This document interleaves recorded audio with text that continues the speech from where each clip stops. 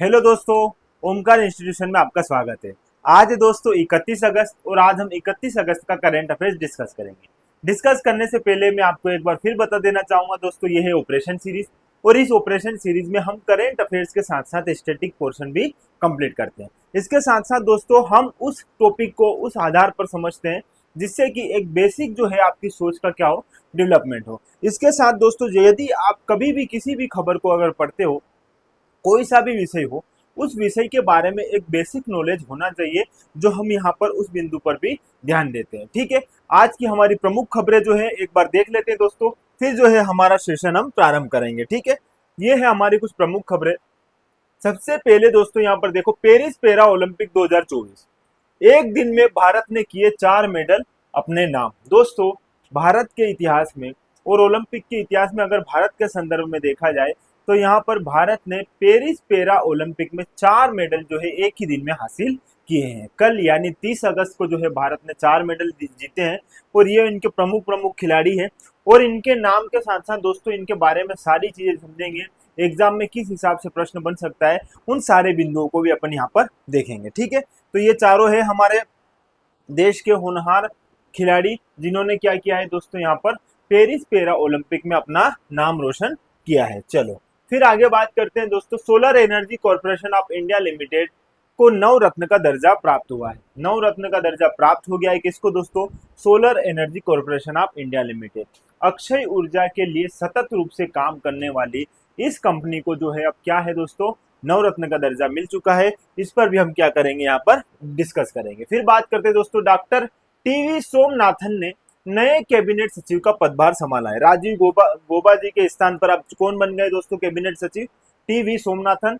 Cabinet सचिव का काम क्या रहता है, क्यों इसे अपॉइंट किया जाता है, इन सब बिंदुओं पर हम क्या करेंगे दोस्तों, यहाँ पर चर्चा करेंगे, एक समझ पर यहाँ पर काम करेंगे।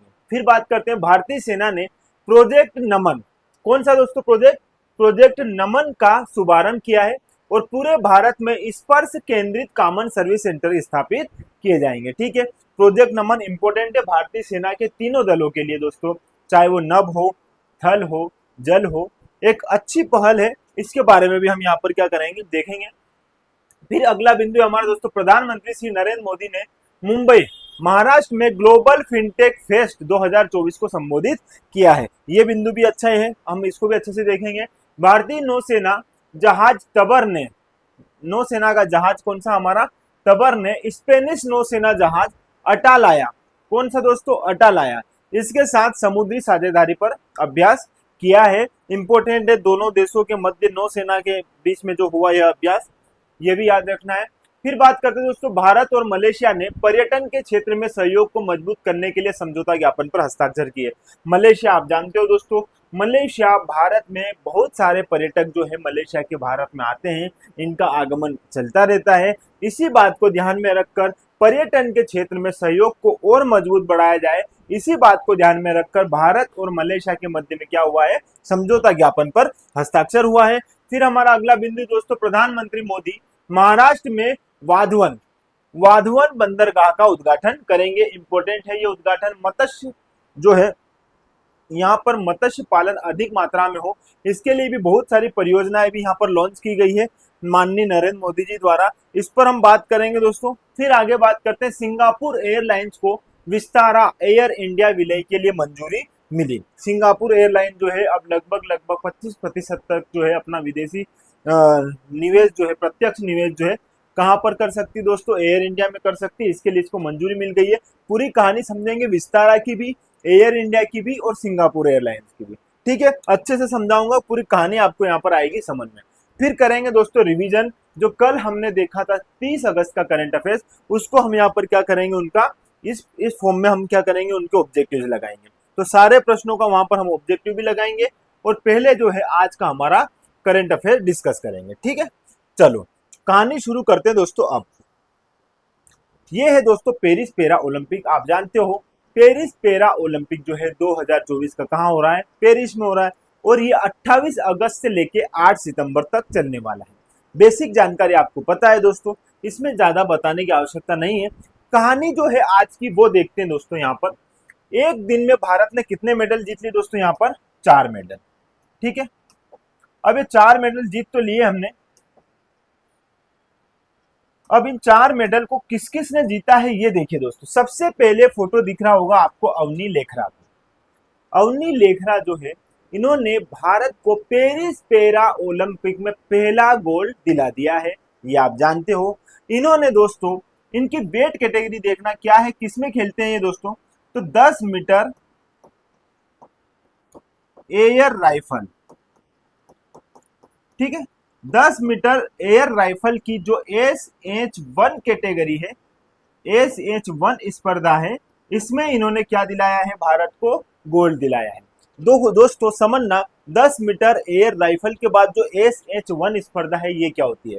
SH1 क्या होता है दोस्तों, ऐसे खिलाड़ी जिनकी अपर बॉडी या जिनके हाथ और लोअर बॉडी जो पैर है या तो है ही नहीं, या फिर वो पूरी तरीके से काम नहीं कर पा रहे हैं, तो ऐसी स्थिति में यह कैटेगरी SH1 कैटेगरी कहलाती है। इस कैटेगरी में अवनी लेखरा ने क्या किया है दोस्तों, यहाँ पर गोल्ड मेडल दिलाया है भारत को। दूसरी बात, यहाँ पर इनका स्कोर कितना रहा है ये देखिएगा दोस्तों। इनका स्कोर रहा है 249.7, ये है इनका स्कोर, जो अभी तक पैरा ओलंपिक के इतिहास में शूटिंग के संदर्भ में पहला रिकॉर्ड है। मतलब यही रिकॉर्ड जो है पेरिस पैरा ओलंपिक का सर्वोच्च स्कोर है शूटिंग के संदर्भ में। इतनी बात समझ में आई। चलो थोड़ी सी बात और कर लेते हैं यहाँ पर अवनी लेखरा की। देखो दोस्तों, ये है अवनी लेखरा, और इन्होंने दोस्तों क्या दिलाया है, अभी गोल्ड दिलाया है। और ये गोल्ड जो है हमें इन्होंने पेरिस के जो पैरा ओलंपिक है उस खेलों में दिलाया है। अब यहाँ पर थोड़ी सी कहानी समझना, ये तो मिल गया हमें गोल्ड, और ये है इनका स्कोर। स्कोर दोस्तों है 249.7, जो पेरिस पैरा ओलंपिक का शूटिंग के संदर्भ में पहला रिकॉर्ड है। और यही रिकॉर्ड जो है इन्हीं का था। इससे पहले टोक्यो ओलंपिक में 249.6 जो था इन्होंने टोक्यो ओलंपिक में, वो भी सर्वोच्च था। और यहाँ पर फिर से इन्होंने अपना ही रिकॉर्ड तोड़कर यह कीर्तिमान हासिल किया है। देखो अब बात समझते हैं अवनी लेखरा की। है कहां पर दोस्तों, ये राजस्थान के जयपुर से, कहां की निवासी है, राजस्थान के जयपुर की, ठीक है। अब थोड़ा सा चलते हैं टोक्यो ओलंपिक में। दोस्तों टोक्यो ओलंपिक में भी इन्होंने क्या किया था, 2 मेडल जीते थे। टोक्यो ओलंपिक जो हुए थे 2020 में, उसमें भी अवनी ने क्या किया था दोस्तों, इन्होंने 2 मेडल जीते थे। एक जीता था गोल्ड, जो किसमें दोस्तों, वो 10 मीटर एयर राइफल में ही इन्होंने क्या जीता था, वो मेडल जीता था गोल्ड वाला। उसमें इनका स्कोर था 249.6, जो उस समय का भी क्या था, सर्वोच्च स्कोर था। और फिर इन्होंने उसी में दोस्तों 50 मीटर की इसी एयर राइफल 3 पोजीशन में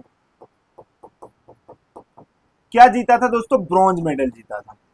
ये जीता था इन्होंने ब्रॉन्ज। तो ये एक ही ओलंपिक में इन्होंने, पेरिस पैरा ओलंपिक से पहले जो टोक्यो पैरा ओलंपिक हुआ था, उसमें एक ही ओलंपिक में 2 मेडल जीतने वाली भी ये पहली भारतीय खिलाड़ी बन गई थी। लेकिन अभी हाल ही में पेरिस पैरा ओलंपिक जो 2024 हुआ है, इसमें भी इन्होंने क्या जीत लिया है, गोल्ड जीत लिया है। और ओलंपिक के इतिहास में पेरिस पैरा ओलंपिक की मैं बात करूं तो यहाँ पर 1 मेडल, और यहाँ पर दोस्तों टोक्यो ओलंपिक में इन्होंने 2 मेडल जीते थे। तो इस प्रकार इन्होंने कुल कितने, 3 मेडल जीत लिए हैं। और भारत की पहली ऐसी महिला खिलाड़ी बन गई है जिन्होंने व्यक्तिगत रूप से भी ओलंपिक में मेडल जीते हैं 3, जो सर्वाधिक है। और दूसरी बात दोस्तों, अगर एक ही ओलंपिक में भी देखा जाए तो एक ही पैरा ओलंपिक में इन्होंने कितने, 2 मेडल जीते हैं। और ऐसा करने वाली भी ये पहली खिलाड़ी बन गई थी 2020 में। अब इनके पास 3 जो है यहाँ पर मेडल आ चुके हैं, ठीक है। कहानी समझते हैं थोड़ी सी और आगे। दोस्तों इन्होंने पेरिस पैरा ओलंपिक में जीता है गोल्ड, और इनके बाद कोरिया की एक खिलाड़ी है जिनका नाम है ली यूरेन जो है, उन्होंने दोस्तों यहाँ पर 2nd पोजीशन हासिल की है। नाम क्या है, ली यूरेन, ठीक है। कहाँ की है दोस्तों, कोरिया की है। ये बात भी आप यहाँ पर याद रखना, और इसके साथ साथ दोस्तों इनका स्कोर तो पूछेगा नहीं कभी भी, लेकिन याद रख लो इनका स्कोर था 246.8, ये इनका स्कोर था। फिर जो है ये बात मैंने इसलिए बताई है यहाँ पर क्योंकि भारत की ही एक और खिलाड़ी है जिन्होंने तीसरा मेडल जो है अपने नाम किया है, और वो तीसरा मेडल जीतने वाली कौन है हमारी खिलाड़ी, वो है दोस्तों मोना अग्रवाल।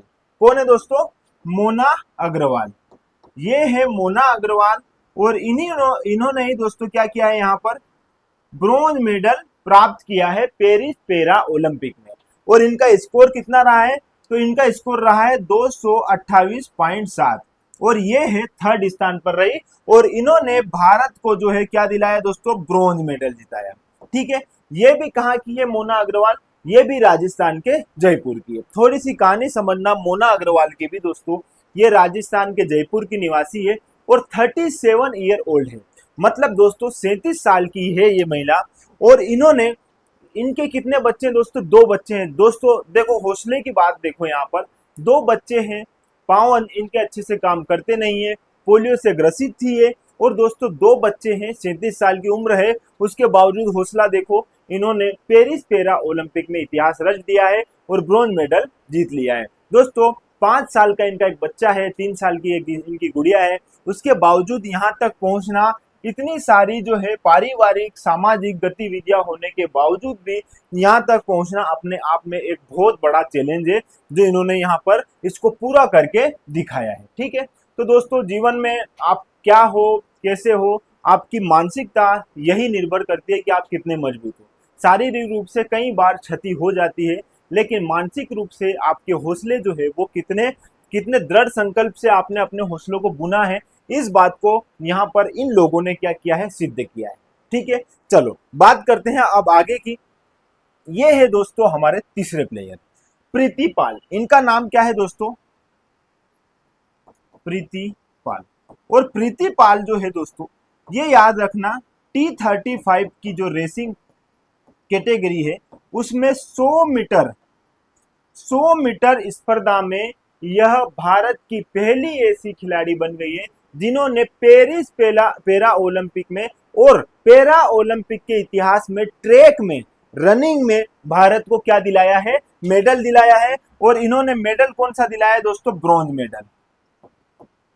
ब्रॉन्ज मेडल इन्होंने दिलाया है, और 14.21 सेकेंड में जो है इन्होंने क्या की है, ये रेस पूरी की है, और ऐसा करने वाली भारत की पहली ऐसी रनर बन चुकी है, पहली ऐसी खिलाड़ी बन चुकी है। याद रखना इनका नाम भी इंपॉर्टेंट है। फिर बात करते हैं दोस्तों यहाँ पर मनीष नरवाल। मनीष नरवाल जो है, आप जानते हो दोस्तों टोक्यो ओलंपिक में भी इन्होंने क्या जीता था, गोल्ड जीता था, और यहाँ पर जो है इन्होंने क्या जीता है, सिल्वर। और ये सिल्वर है, और ये भी 10 मीटर एयर पिस्टल, इनकी प्रतिस्पर्धा में पिस्टल याद रखना दोस्तों, राइफल नहीं, 10 मीटर एयर पिस्टल की जो प्रतिस्पर्धा है उसमें इन्होंने क्या जीता है, यहाँ पर दोस्तों सिल्वर जीता है। याद रखना इन 4 नाम को, और इन्हीं चारों नाम ने कल यानी 30 अगस्त को हमें भारत को जो है क्या किया है दोस्तों, गौरवान्वित किया है, और यहाँ पर चारों ने अपने अपने क्षेत्र में मेडल जीता है, जो भारत के पैरा ओलंपिक के इतिहास में पहली बार ऐसा हुआ है। ठीक है, चलो आगे बात करते हैं दोस्तों हमारे बिंदुओं की। थोड़ा सा देख लेते हैं यहाँ पर हम Paris para Olympic. Paris para Olympic के बारे में बेसिक जानकारी थोड़ी सी समझना दोस्तों। पेरिस पैरा ओलंपिक, ये है पेरिस पैरा ओलंपिक। सीधा सीधा प्रश्न बनेगा यहाँ से दोस्तों, बेसिक सी बातों के साथ आपको याद रखना। पहली बात दोस्तों, प्रारंभ कब हुआ, प्रारंभ हुआ है दोस्तों ये 28 अगस्त से, जो चलेगा कब तक, 8 सितंबर तक। ठीक है, ये है पेरिस पैरा ओलंपिक। पहली बार जो है पैरा ओलंपिक खेलों का आयोजन कहां से हो रहा है दोस्तों, स्टेडियम से बाहर हो रहा है, ये भी इतिहास में पहली बार हुआ है। ठीक है, ठीक है, इतनी बात याद रखना। यहाँ पर 3 नए देश जो है उन्होंने क्या किया है, इसमें भाग लिया है। कितने दोस्तों, 3 नए देश। उन 3 नए देशों का नाम याद रखना। देखो, एक का नाम है किरीबाती, एक का नाम है कोसावो, और एक का नाम है इरिट्रिया। ये तीनों नाम आपको याद रखना है क्योंकि यहां से सीधा सीधा प्रश्न बनता है। प्लस इन्हीं के साथ साथ भारत में भी 3 खेल जो है शामिल किए गए हैं पैरा ओलंपिक में, वो भी याद रखना। भारत ने अपने खेलों में वृद्धि की है और भारत ने 3 नए खेलों का क्या किया है दोस्तों, यहाँ पर फिर से जो है इसमें ऐड किया है। अब वो 3 खेल कौन कौन से हैं वो समझना। देखो, एक है दोस्तों ब्लाइंड जूडो, ठीक है, ब्लाइंड जूडो नाम याद रखना। फिर दोस्तों पैरा साइकिलिंग, पैरा साइकिलिंग, और फिर है दोस्तों पैरा रोइंग, पैरा रोइंग। इस आधार पर आपको ये 3 जानकारी भी यहाँ पर याद रखनी होगी, ठीक है। समझ रहे दोस्तों, ये है पेरिस पैरा ओलंपिक की कुछ बातें जो आपको याद रखनी है। ये फैक्ट सीधे सीधे एग्जाम में पूछे जा सकते हैं, ठीक है। चलो कहानी आगे बढ़ाते हैं फिर से। अगला हमारा बिंदु है दोस्तों, solar energy corporation of India limited को नवरत्न का दर्जा प्राप्त हुआ है। ये जानते हो, अक्षय ऊर्जा के विकास में समर्पित हमारी solar energy corporation of India limited को क्या मिल गया है दोस्तों, नवरत्न का दर्जा मिल गया है। आप थोड़ा सा समझते हैं नवरत्न का दर्जा क्या है। दोस्तों, जब भी सार्वजनिक उपक्रम की कोई कंपनी अपने क्षेत्र में विशेष रूप से काम करने लगती है तो उसका दर्जा बढ़ जाता है, जैसे नवरत्न, जैसे महारत्न, ठीक है। इसी आधार पर सोलर एनर्जी कॉर्पोरेशन लिमिटेड के कार्य को देखकर इसको नवरत्न कंपनी का दर्जा दे दिया है, ठीक है। अब यहाँ पर समझना, नवरत्न कंपनी का दर्जा कब से दिया जा रहा है दोस्तों, 1997 से यह दर्जा प्रदान किया जा रहा है। सबसे पहले सार्वजनिक उपक्रमों की 9 कंपनियों को जो है इसमें शामिल किया गया था, और ये बात आपको यहाँ पर याद रखनी है। अब solar energy corporation of India limited जो है दोस्तों, ये अक्षय ऊर्जा के लिए कार्य करता है, और इसकी शुरुआत हुई थी दोस्तों 2011 में। 2011 सितंबर 2011 में इसकी स्थापना हुई थी।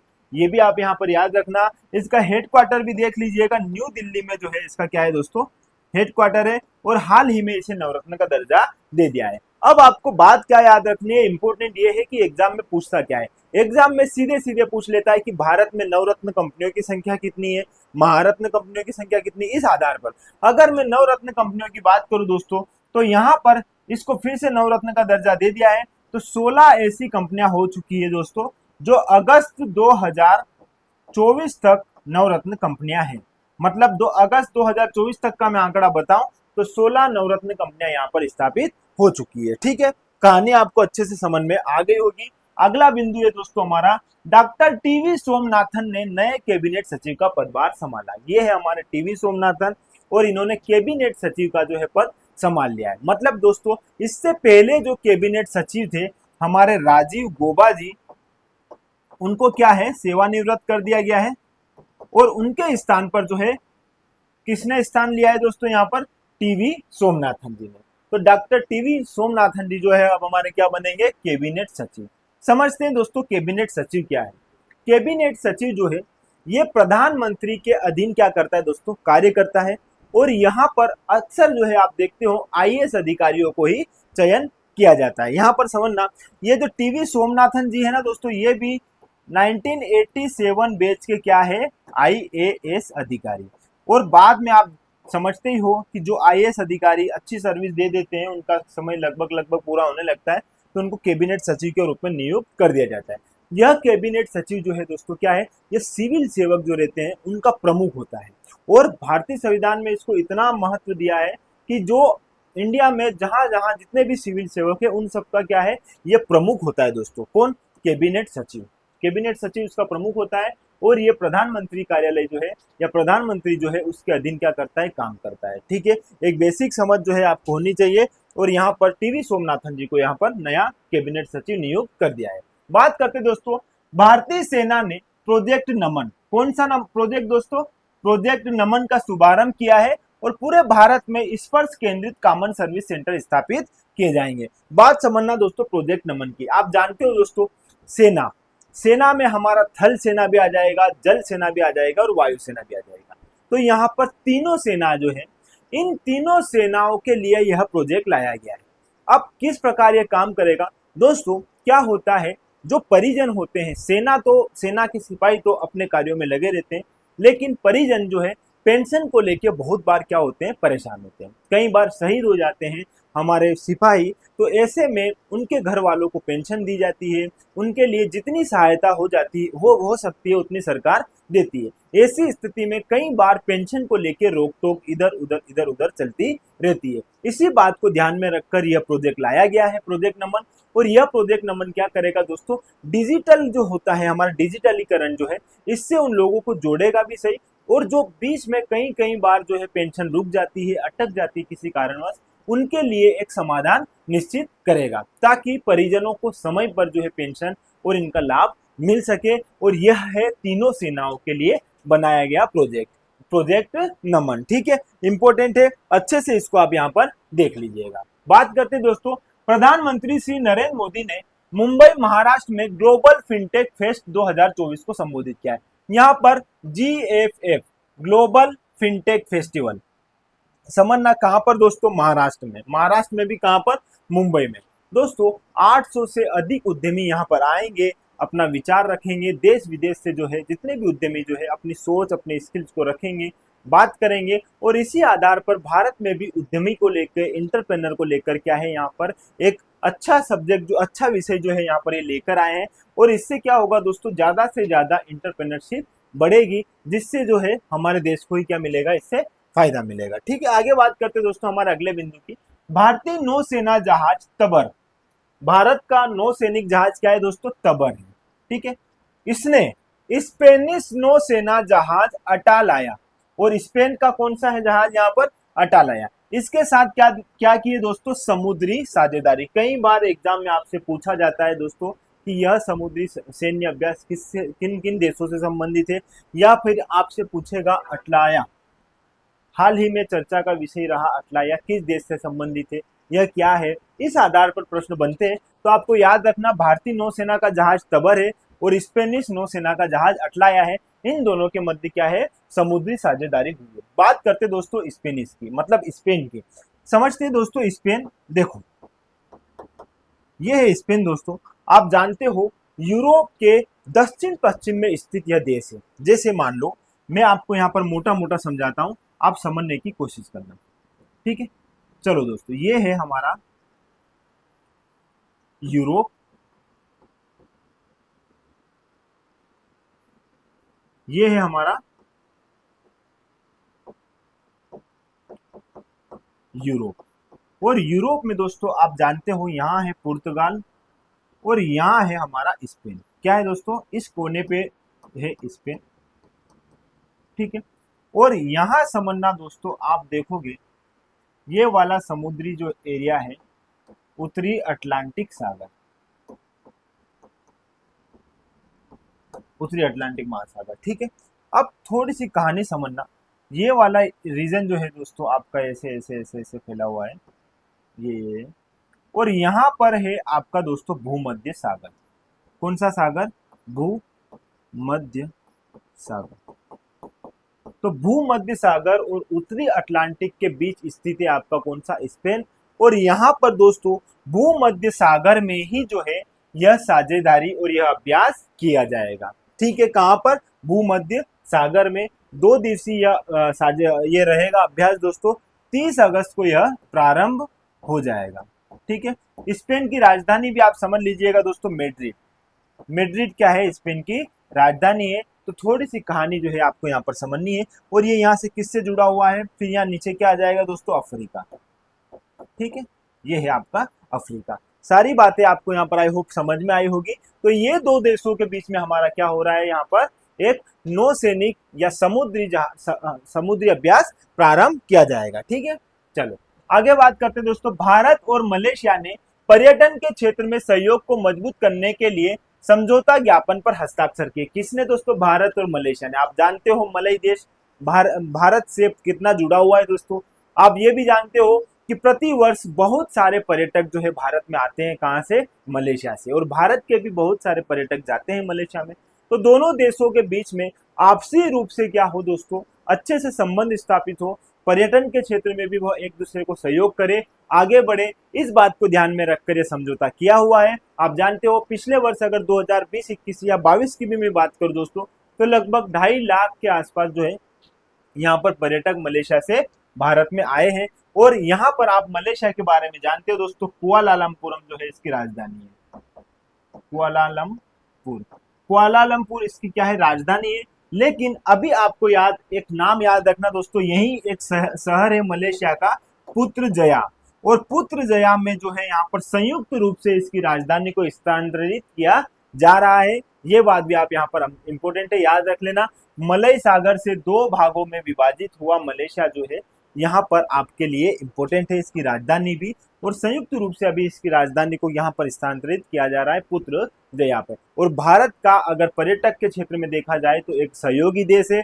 भारत के लोग भी यहाँ पर जाते हैं और यहाँ के लोग भी भारत में आते हैं। इसी बात को ध्यान में रखकर दोनों देशों के मध्य में पर्यटन क्षेत्र में क्या हो दोस्तों, सहयोग की भावना बढ़े, इसके लिए यहाँ पर कार्य किया जा रहा है। बात करते हैं दोस्तों पर्यटन एवं संस्कृति मंत्री की। तो भारत के पर्यटन एवं संस्कृति मंत्री कौन है, ये भी आपसे प्रश्न पूछा जा सकता है। कौन है दोस्तों, तो ये है हमारे गजेंद्र सिंह जी शेखावत। गजेंद्र सिंह जी शेखावत जो है, ये नाम आप यहाँ पर याद रख लेना दोस्तों, क्या है, गजेंद्र सिंह शेखावत। ये नाम भी इंपॉर्टेंट है, ये नाम भी आपको क्या यहाँ पर याद रखना है। ठीक है, चलो कहानी आगे बढ़ाते हैं हमारी दोस्तों। फिर बात करते हैं प्रधानमंत्री मोदी महाराष्ट्र में वाधवन बंदरगाह, कौन सा बंदरगाह दोस्तों, वाधवन बंदरगाह का उद्घाटन करेंगे। कहां पर करेंगे, महाराष्ट्र में। दोस्तों वाधवन बंदरगाह जो है ये आधुनिक बंदरगाह की तर्ज पर बनाया जा रहा है। और इसमें दोस्तों ये बात भी याद रखना, 76,000 करोड़ का यहाँ पर ये प्रोजेक्ट है, जिसमें मत्स्य जो है पालन, इसके लिए भी यहाँ पर काम किया जाएगा। और बहुत सारी परियोजनाओं को भी यहाँ पर माननीय नरेंद्र जी मोदी द्वारा लॉन्च किया गया है, जो मछुआरों के लिए है और मत्स्य के क्षेत्र में क्या करेगी, अपना विकास करेगी। ठीक है, तो ये बात भी आप यहाँ पर याद रख लेना। वाधवन बंदरगाह जो है आधुनिक तरीके से बनाया जाने वाला यह बंदरगाह है। यकीन मानो ऐसे बनाया जाएगा, इसमें रोड का, इसमें जो अंदर किस प्रकार की जो सुविधाएं होनी चाहिए, उनका विशेष प्रकार से ध्यान रखकर इस तर्ज पर इसको निर्मित किया जा रहा है। ठीक है, चलो बात करते हैं दोस्तों सिंगापुर एयरलाइंस की। सिंगापुर एयरलाइंस को विस्तारा एयर इंडिया विलय के लिए मंजूरी मिल गई है। किसको दोस्तों, सिंगापुर एयरलाइंस को। सिंगापुर एयरलाइंस पर पहुंचे उससे पहले आते हैं दोस्तों विस्तारा एयर इंडिया लिमिटेड। ठीक है, समझना दोस्तों, जो विस्तारा एयर इंडिया लिमिटेड है, इसके बारे में पहले समझते हैं। ये जो है दोस्तों विस्तारा, ये अब 11 नवंबर तक, कब तक दोस्तों, 11 नवंबर 2024 तक ही अपने ब्रांड नाम से उड़ेगा। लेकिन 12 नवंबर के बाद इसका विलय किसमें कर दिया जाएगा दोस्तों, एयर इंडिया में। अब विस्तारा किसमें शामिल हो गया है दोस्तों, एयर इंडिया में। मतलब एयर इंडिया की उड़ान से ही जो है ये अपनी उड़ान भरेगा। अब विस्तारा जो है ब्रांड नेम से अपनी जो है विमानों को नहीं उड़ाएगा। ठीक है, इतनी बात समझ में आई। कहानी थोड़ी सी और समझते दोस्तों।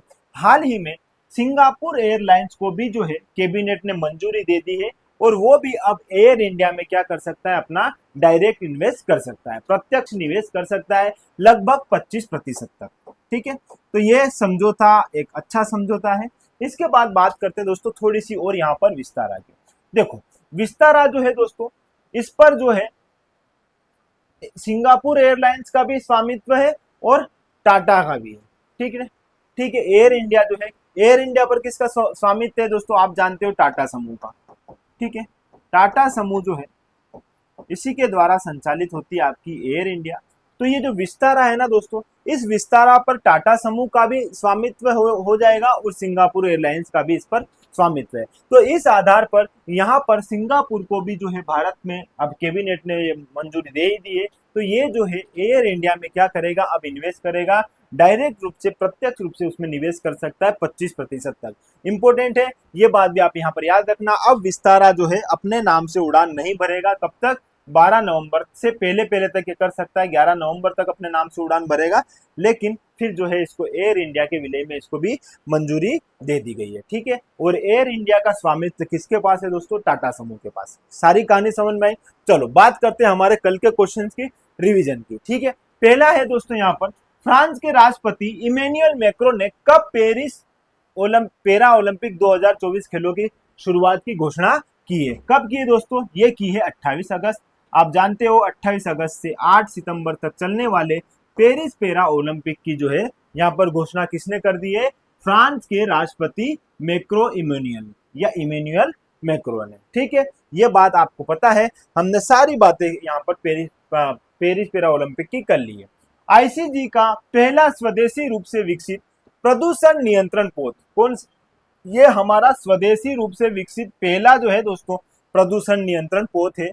और इसको कौन सा है? जिसे हाल ही में गोवा में रक्षा राज्य मंत्री की उपस्थिति में लॉन्च किया गया। गोवा के रक्षा राज्य मंत्री संजय सेठ जी द्वारा जो है इसे लॉन्च किया गया है और इसका नाम है दोस्तों समुद्र प्रताप। याद रखना इंपॉर्टेंट है, यह पहला है जो स्वदेशी रूप से विकसित किया गया है। ठीक है, आगे बात करते हैं दोस्तों यहाँ पर किस राज्य ने जियो ब्रेन एआई सूट का अनावरण किया है? सॉरी, किसने?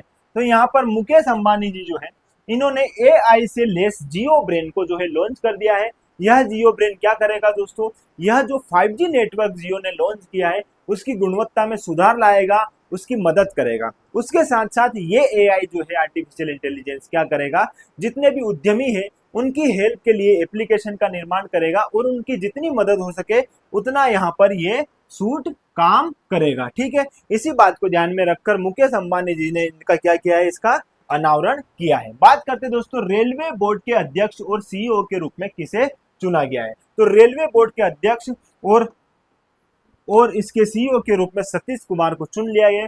ये भी आप यहाँ पर याद रखना। ठीक है, 1905 में रेलवे बोर्ड की स्थापना हुई थी, ये भी आपको पता है। इसके साथ साथ दोस्तों एक नाम और याद रखना आप यहाँ पर, जिया वर्मा, जया वर्मा। ये नाम जो है इसलिए इंपॉर्टेंट है, ये इससे पहले जो है यहाँ पर रेलवे बोर्ड के अध्यक्ष हुआ करती थी और दोस्तों भारत की पहली ऐसी महिला है जिन्हें रेलवे बोर्ड के पद पर अध्यक्ष के रूप में चुना गया था। ये इंपॉर्टेंट बिंदु है, ये बात भी आप यहाँ पर याद रखना। बात करते हैं दोस्तों नागरिकता संशोधन अधिनियम के तहत 78 वर्षीय पाकिस्तानी ईसाई जोसेफ फ्रांसिस परेरा को किस राज्य ने भारतीय नागरिकता प्रदान की है?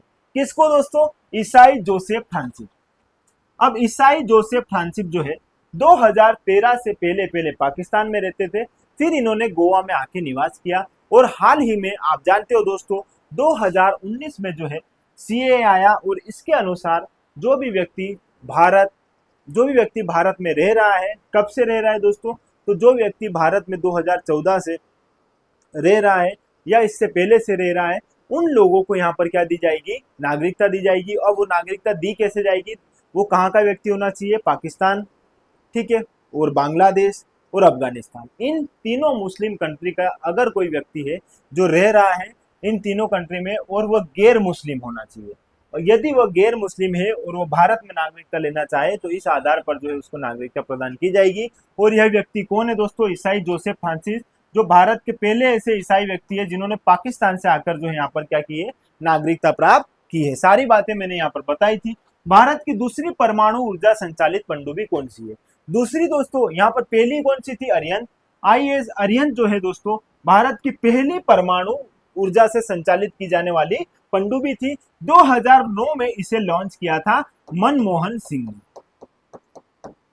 सिंह जी जो है हमारे प्रधानमंत्री थे, उन्होंने 2009 में आईएएस अरिहंत को लॉन्च किया था। अरिहंत एक संस्कृत शब्द है दोस्तों जिसका मतलब होता है शत्रु का विनाशक। ठीक है, और यहाँ पूछ रहा है दूसरी परमाणु ऊर्जा से संचालित, तो आईएनएस अरिहंत जो है जिसका हाल ही में रक्षा मंत्री जी द्वारा राजनाथ सिंह जी द्वारा इसका अनावरण किया है। ये बात भी आप यहाँ पर याद रख लीजिएगा। बात करते दोस्तों यहाँ पर आईएनएस सल्की।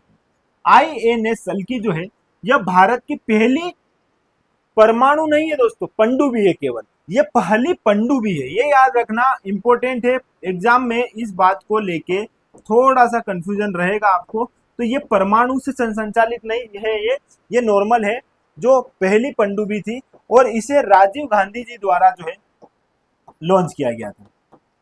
ठीक है, ये बात भी आप यहाँ पर याद रख लीजिएगा, इंपॉर्टेंट है, ये बिंदु भी आपको ध्यान रखना है। ठीक है, आगे बात करते हैं। हाँ, और ये अरिहंत जो है दोस्तों ये हमारी हाल ही में दूसरी परमाणु ऊर्जा से संचालित परमाणु पनडुब्बी है। ठीक है, फिर बात करते हैं यहाँ पर फतेह मोहम्मद रानी को किस देश ने पहली महिला सरकारी प्रवक्ता के रूप में नियुक्त किया है? दोस्तों ईरान की यह महिला है और इनको पहली बार जो है ईरान सरकार ने जो है एक प्रवक्ता के रूप में सरकारी प्रवक्ता के रूप में इनको चुना है। और ईरान ऐसे करने में पहली बार जो है ईरान ने किसी महिला को ऐसे नियुक्त किया है। फिर बात करते हैं दोस्तों, हाल ही में डेविड मलान ने अंतरराष्ट्रीय क्रिकेट से संन्यास लिया है।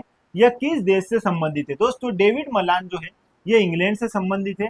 और इन्होंने इंग्लैंड में, आप जानोगे दोस्तों, T20 वर्ल्ड कप 2020 की अगर मैं बात करूं तो 2020 में T20 की रैंकिंग में पहला व्यक्ति था। टॉप फर्स्ट पर कौन था? David Malan. और ये इंग्लैंड से संबंधित है और हाल ही में इन्होंने क्या ले लिया, यहाँ पर संन्यास ले लिया है। ठीक है, फिर बात करते हैं दोस्तों, फान शानसा 29 अगस्त को जापान के किस द्वीप में पहुंचा? दोस्तों फान शानसा लगभग 200 से 240 किलोमीटर प्रति घंटे की रफ्तार से चलने वाला यह तूफान जापान के दक्षिण पश्चिमी क्षेत्र क्यूशू जो है उस पर आकर टकराया है। ठीक है, बहुत सारे लोग घायल भी हुए हैं, परेशान भी हुए हैं। नाम याद रखना, फॉन शानसा कहां पर आया है? जापान में आया है, दक्षिण पश्चिमी तट पर। देखो जापान में दोस्तों कितने 4 प्रमुख द्वीप है। वैसे तो 40 से 45 आइलैंड है वहां पर, आप जानते हो। और लगभग 1000 से 1200 वहां पर तूफान आते ही हैं। लेकिन ये तूफान क्या है, थोड़ा महत्वपूर्ण है। एक घटना इससे हो रही है, वहां पर दुर्घटना घट रही है, इसलिए ये नाम इंपॉर्टेंट है। इसके साथ साथ दोस्तों 4 वहां के जो मेन आइलैंड है वो भी नाम याद रख लें। एक ही सबसे ऊपर होकेडो, फिर होन्सू, फिर सोकुकू, सिकोकू और फिर क्यूसू। इस प्रकार से इनका ये आकार है दोस्तों। ये इस प्रकार आप इसको याद रखना। ठीक है, तो ये कुछ बिंदु है जो आपको यहाँ पर याद रखना है। ठीक है, आगे बात करते हैं दोस्तों, राष्ट्रीय खेल दिवस कब मनाया जाता है? 29 अगस्त को जो है राष्ट्रीय खेल दिवस मनाया जाता है मेजर ध्यानचंद जी की याद में। हॉकी के जादूगर हमारे मेजर ध्यानचंद जी, उन्हीं के जन्म दिवस के अवसर पर जो है हम क्या मनाते हैं दोस्तों? राष्ट्रीय खेल दिवस, क्योंकि उन्होंने हॉकी के क्षेत्र में बहुत अच्छा अपना योगदान दिया है। 1928 की अगर ओलंपिक की मैं बात करूं एम्स्टर्डम की, वहां पर उन्होंने हमें गोल्ड जिताया। 1932 में हमको गोल्ड जिताया, 1936 में भी हमें गोल्ड जिताया। ठीक है, उन्हीं के नाम पर हमारे देश में खेलों का सर्वोच्च सम्मान प्रदान किया जाता है, मेजर ध्यानचंद खेल रत्न पुरस्कार, जिसकी राशि है दोस्तों कितनी? 25 लाख रुपए। और आप जानते हो इसी मेजर ध्यानचंद खेल रत्न पुरस्कार का नाम पहले क्या था? राजीव गांधी खेल रत्न पुरस्कार, जिसमें 10 लाख रुपए की राशि दी जाती थी और 1992 में उसे शुरू किया था। ठीक है, पहले व्यक्ति थे हमारे कौन? आनंद, विश्वनाथन आनंद, जिन्होंने क्या किया था दोस्तों? यहाँ पर पहला जो है ये सम्मान प्राप्त किया था। तो इस आधार पर दोस्तों आज हमने हमारे सारे क्वेश्चंस को एक बार देख लिया है, सारे आयाम हमने यहाँ पर कवर कर लिए हैं दोस्तों। आज का करंट अफेयर्स भी देखा, प्लस कल का जो हमारा करंट अफेयर्स था उसके क्वेश्चन भी यहाँ पर लगा लिया है दोस्तों। डेली आपकी यह सीरीज रहती है और इस सीरीज में हम स्टैटिक जीके को भी देखते हैं, प्लस दोस्तों एक सोच जो किसी प्रश्न को लेकर बननी चाहिए उस पर भी हम चर्चा करते हैं। केवल तथ्यों पर आधारित यह क्लास नहीं है, यह क्लास है आपके माइंड को उस हिसाब से शार्प करने की। ठीक है, चलो दोस्तों इसी तरह जुड़े रहिएगा और जुड़े रहने के लिए बहुत बहुत आभार।